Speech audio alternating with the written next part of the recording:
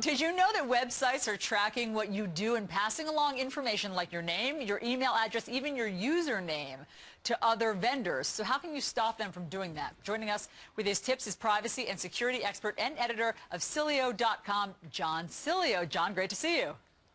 Good morning. Okay, the Wall Street Journal did a study, and they looked at the top 1,000 websites, and they found that 75% of them now use code from social networks like Facebook or Twitter. What's wrong with that? Well, you know, to date myself with a lyric from the 80s, every step you take, every click you make, they're watching you. You know, we are constantly being monitored as we surf around on these different websites.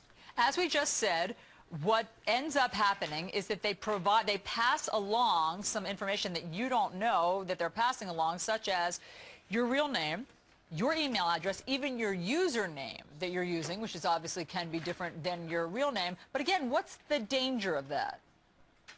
You know, the danger now is with sites like Facebook and Google and Twitter that we're constantly logged into, it's not just that we're being tracked, it's that it's being tied to our specific identity.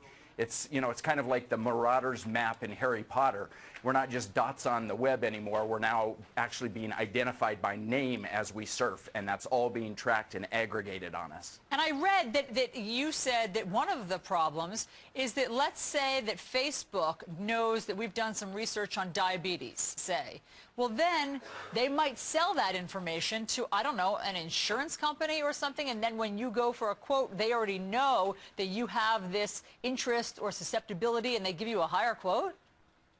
Yeah, exactly. They have bought the information from the previous websites that you have been to, and they know that you're potentially high risk. Hey, it may have been your daughter doing a research project for a school project, but if you typed in diabetes, they think, hey, this is a high-risk person, rates go up. Interesting. All right, so let's talk about how we can stop all of this. The first tip is enable private browsing. What does that mean?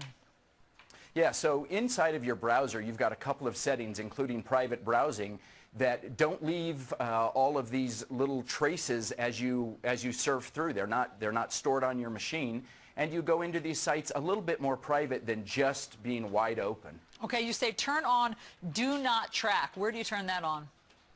Yeah, Do Not Track is almost always in every browser in your preferences, and what that does is it sends a message out to the website, listen, I don't want to be tracked.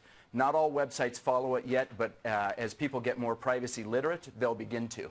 Okay, you say, number 3, clear out your cookies. I do that from my kitchen. What do you mean with your computer?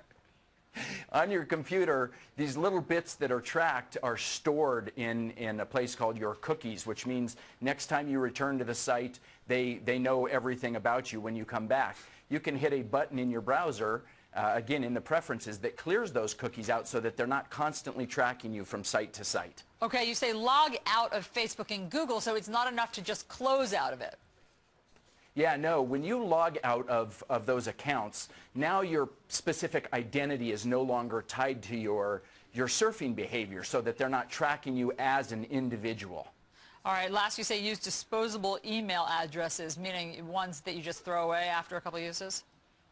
Yeah, exactly. There are services now that let you have a disposable email address. You sign up for it and use that address for one purchase only. You finish the transaction and it goes away. You're no longer tied specifically, you've not tied that identity to your shopping or surfing behavior. Got it.